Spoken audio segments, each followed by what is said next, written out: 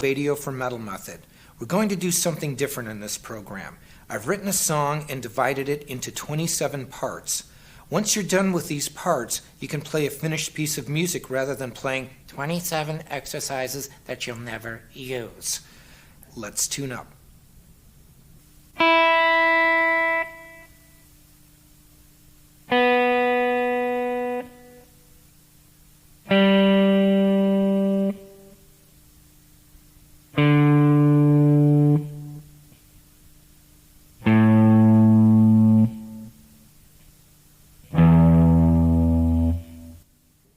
Part 1 is in the key of E natural minor. What you want to concentrate on in this part is feel. Play this part with feeling. It's a legato passage, and you want to play it with soul, feel, and emotion.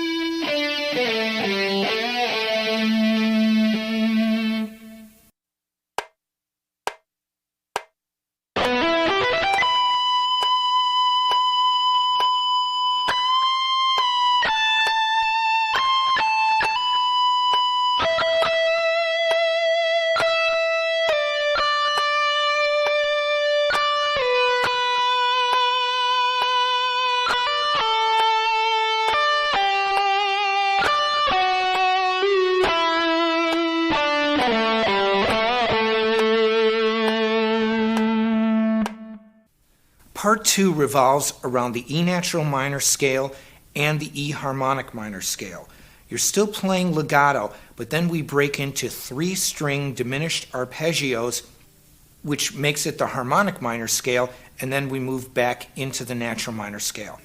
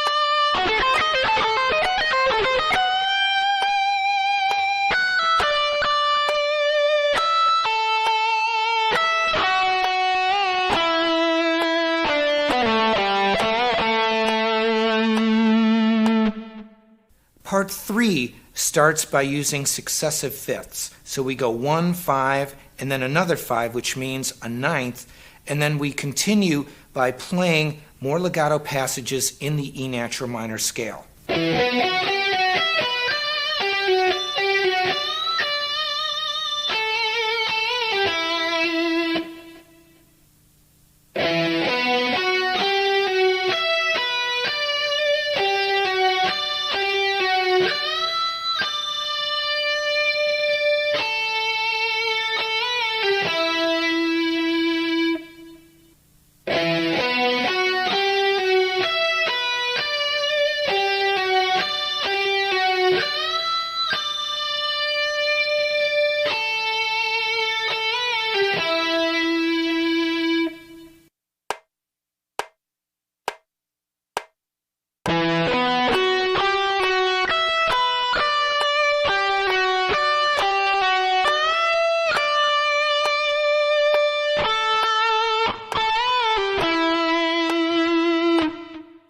Part 4 is our first example of the alternate picking technique.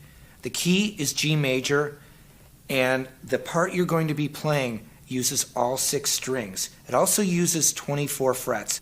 On the examples you're about to see, I use a 24 fret guitar, but if you don't have one, if you're using a standard 22 fret guitar or even a 21 fret guitar, you can actually simulate having 24 frets by playing over the front pickup where you would think the 24th fret is. In other words, you're implying the note.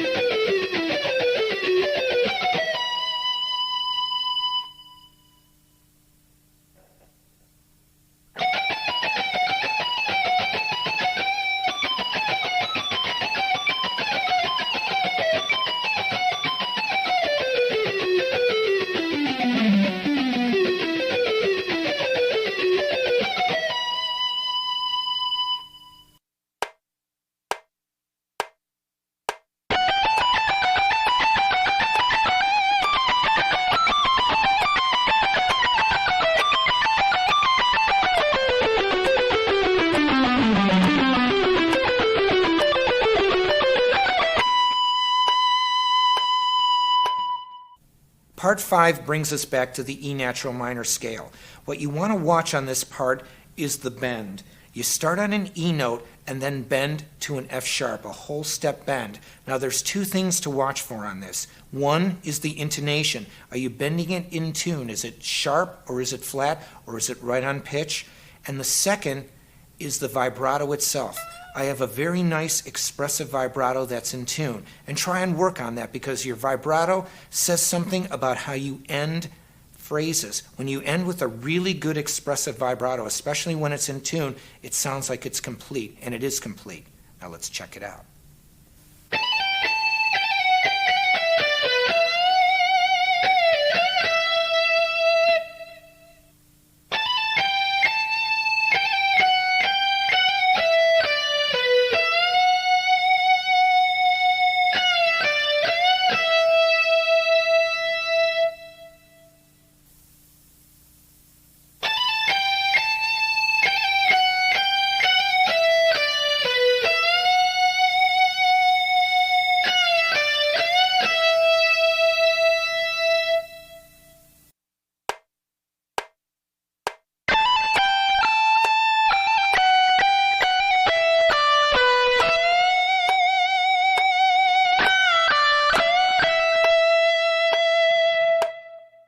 In part 6, we're still in a legato style. The only thing you have to watch out for is on the 5th fret, it becomes an open position. And all I mean by that is you have to extend your fingers farther than 4 frets.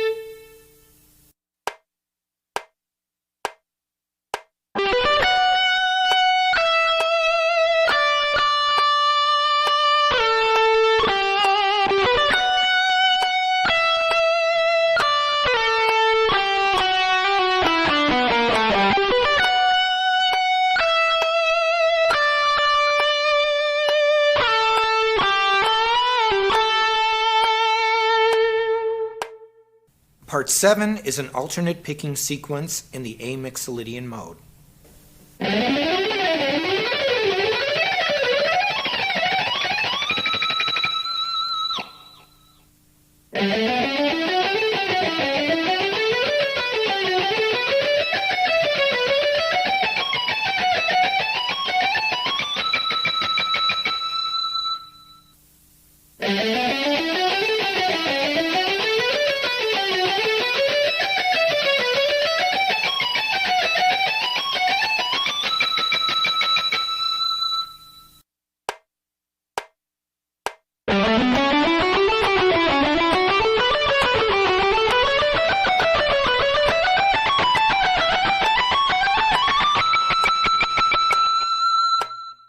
Arpeggios, arpeggios, arpeggios.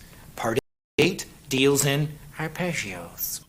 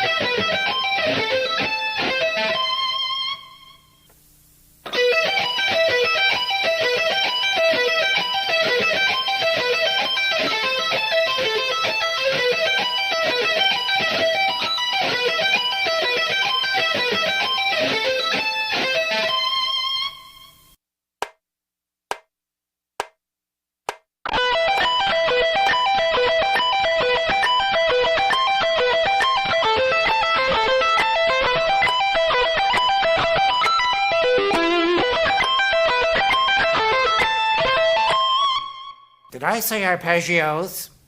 Here we go again.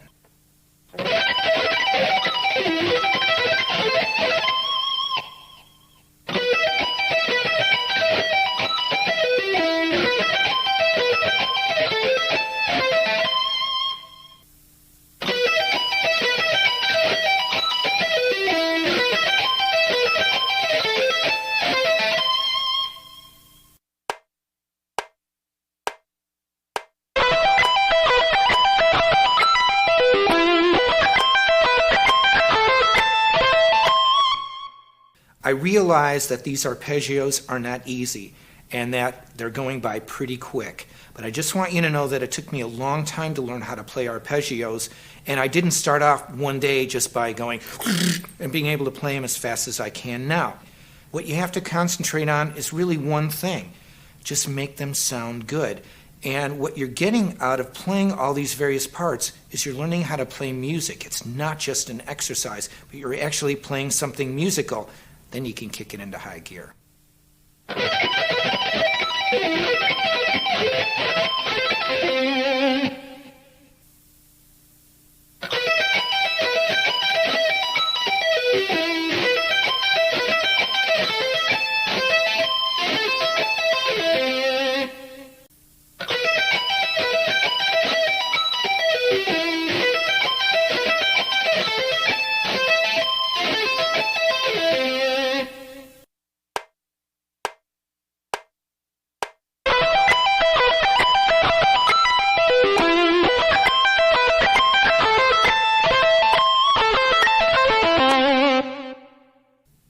Part 11 uses arpeggios that revolve around A minor, B minor, C major, and E flat diminished.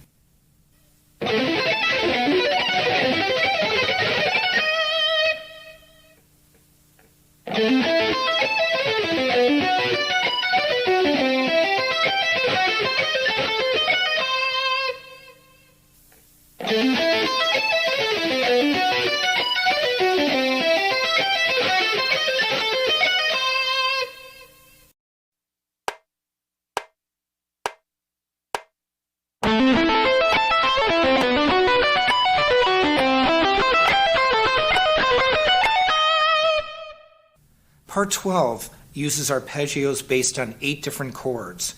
And after you finish this part, you've finished the arpeggio sequence for this part of the song.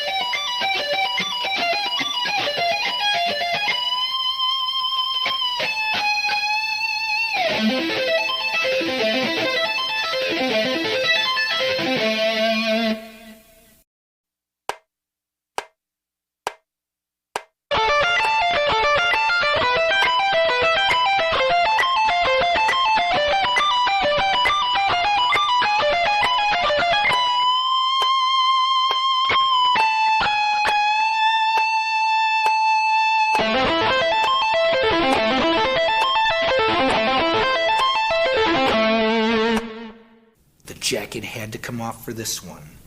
Diminished arpeggios. I like them because they sound mean, they sound aggressive. So that's what you have here, diminished arpeggios.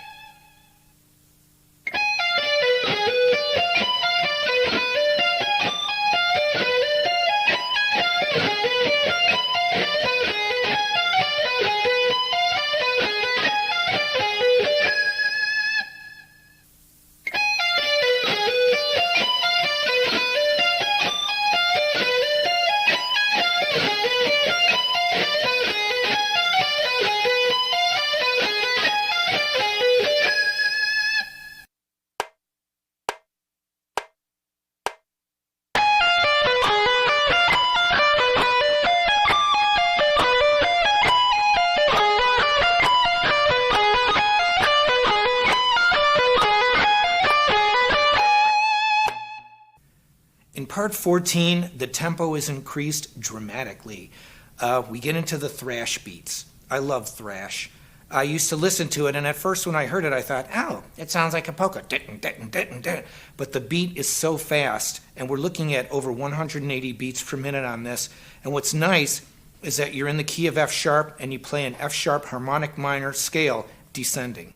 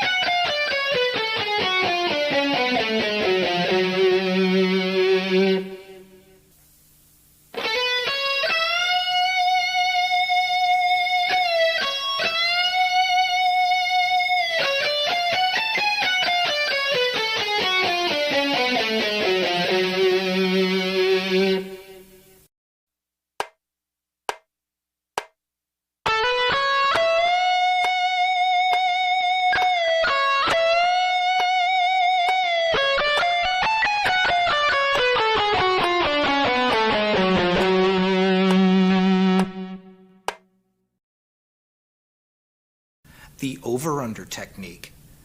Part 15 is about one thing, flash. It is about live performing. I invented a technique where I put my fingers underneath the guitar, then over the guitar, and I do it rapid fire. Why did I do that? And I've had people ask me that throughout my entire career. Michael, what is that over-under thing that you do, and why do you do it? It's very simple. There are many classic guitarists, and I'm going to use names that are virtually household words. Jimmy Page walks on stage. He holds his guitar lower than any mortal man has ever held a guitar. He's playing down like this. I didn't like to play like that. I wanted to have good technique. I wanted to play like this. Then he used a bow, and he went, I went, whoa, a bow. Then you have other guitarists like Ritchie Blackmore, who thought it was great live to flip his guitar around his shoulder. Then you have other guitarists like Eddie Van Halen, who I love, who just stood there, smiled and went, then you have people like Carlos Santana that just look to the heavens and play. I said to myself, what do they have in common? And then, last but not least, Jimi Hendrix. He used to look at an amplifier and say, you're a very bad amp, and I'm very mad at you. Whack, whack, whack. Then he'd put lighter fluid on his guitar and go, and everybody'd be going, cool. So I thought, okay, wait a second here. What do they have in common? They sound great on CD. They sound great on any format, DVD or whatever future format or past format. They sound great when you listen to them, but they have a live show. I knew that I could always play in the studio. I don't use, quote, tricks, unquote, to play in the studio. But live, I wanted to be like my heroes, and that meant to be myself. Jimmy Page, if you want to play a song that Jimmy Page played on, or you want to be like Jimmy Page and you don't use a violin bow live, you're not doing what Jimmy Page did. It's not just about the music, it's about the visual component to the music. So that's why I developed the under-over. I'm left-handed. This is my strong hand, and I could do this. So I didn't want to burn guitars, first of all. I like guitars. I don't want to burn guitars. So what I tried to do is take something that was uniquely my own and say, okay, this is me in the studio, this is me live. So this part of the song is the explanation of how and why I do the over-under technique.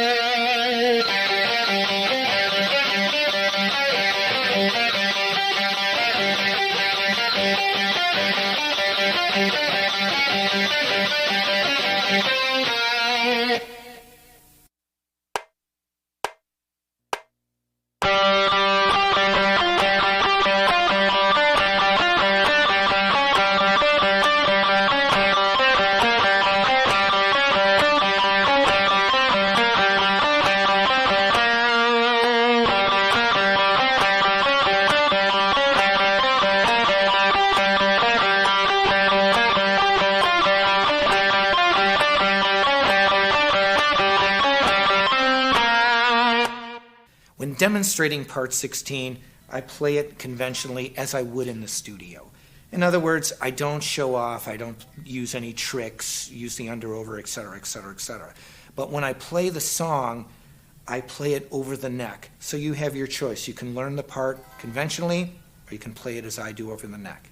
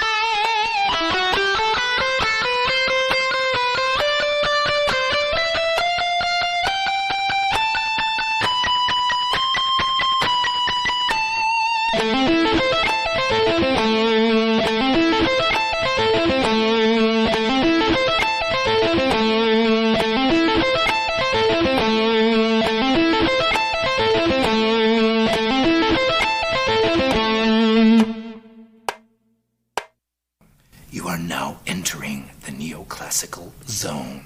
Part 17 sounds like this.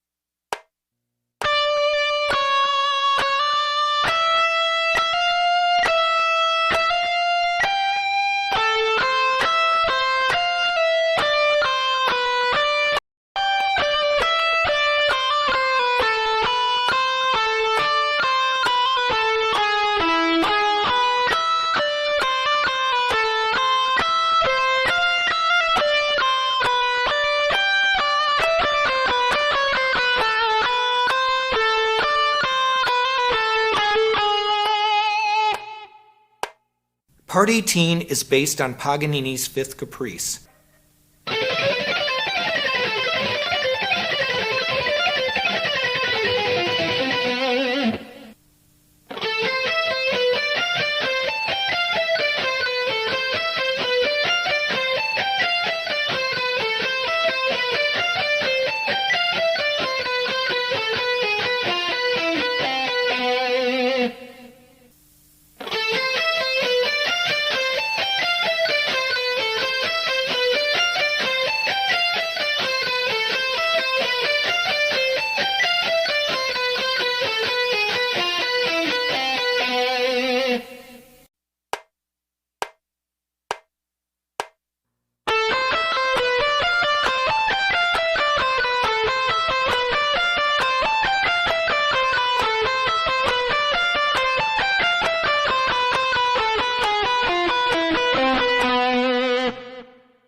Part 19 has the same motive as Part 18, only we move it up from A minor to D minor.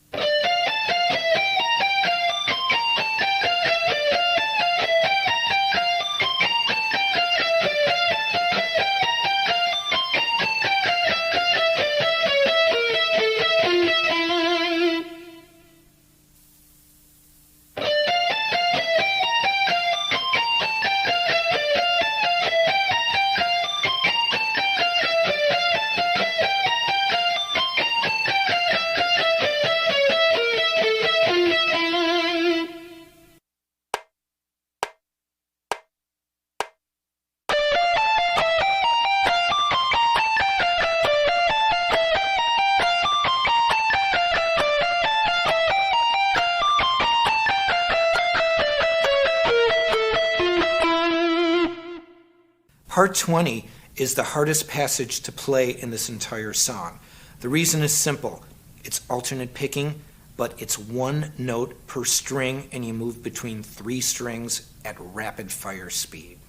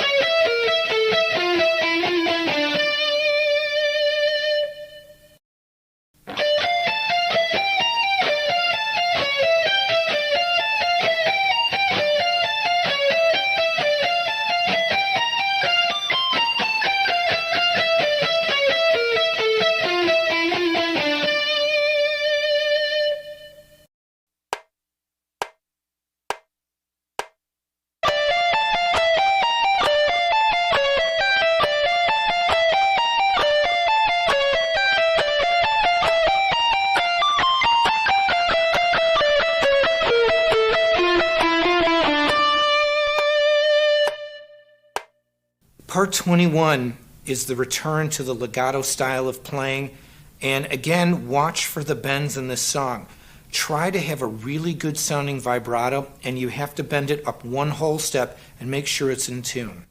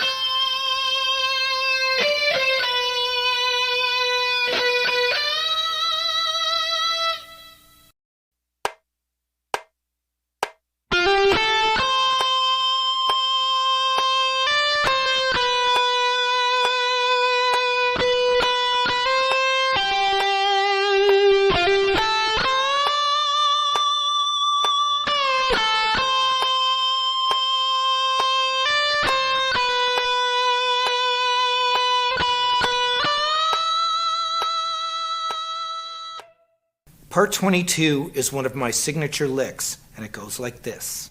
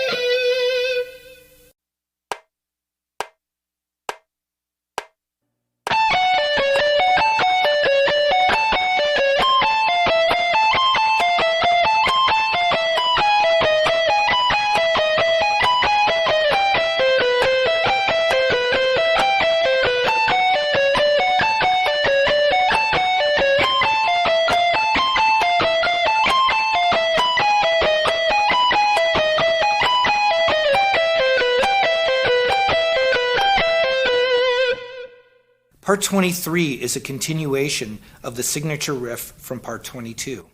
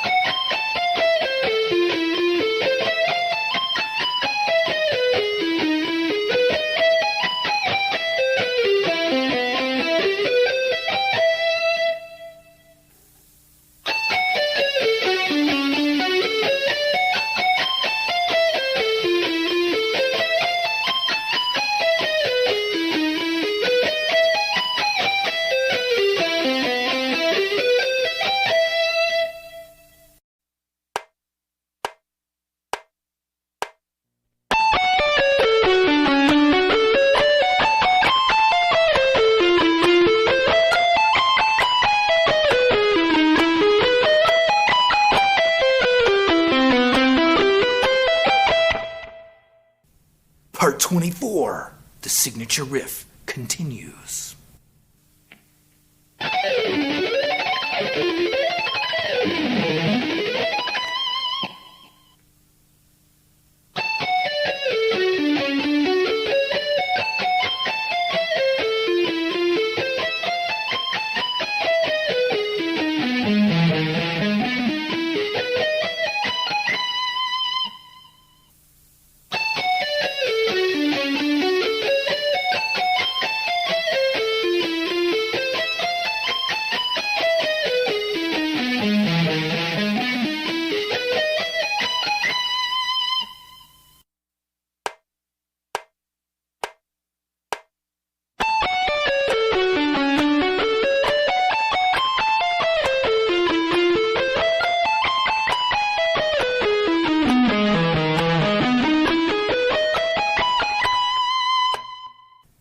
Part 25 revolves around the blues scale in E.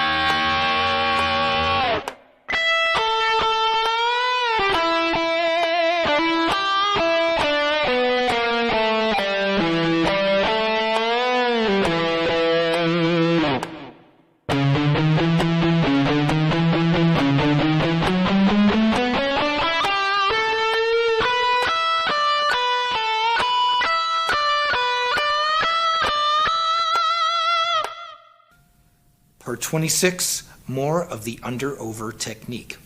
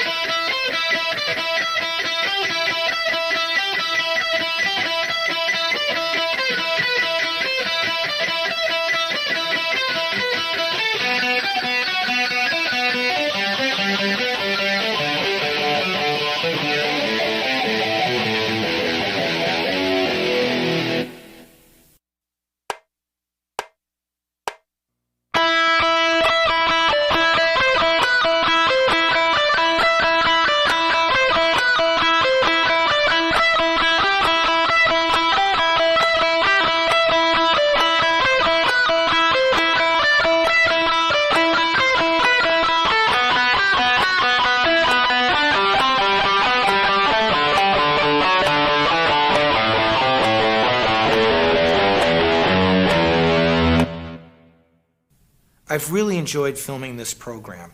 I take music extremely seriously.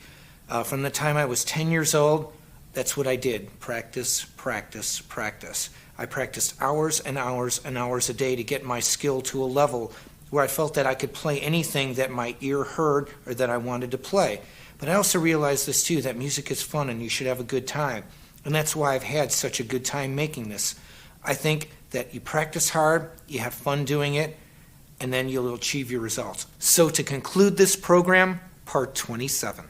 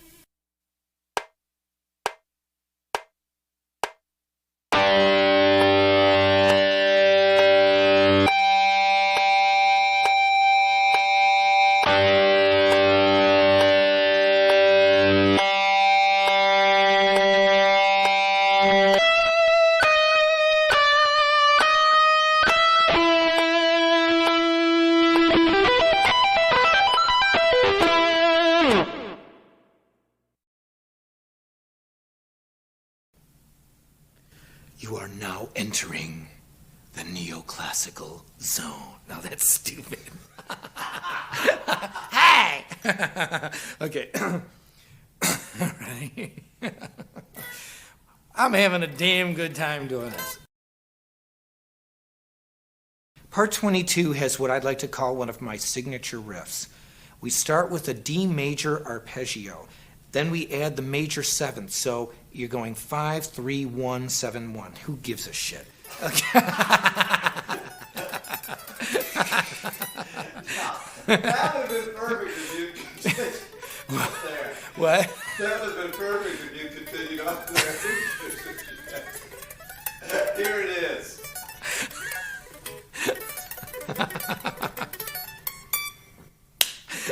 We should just leave it like this.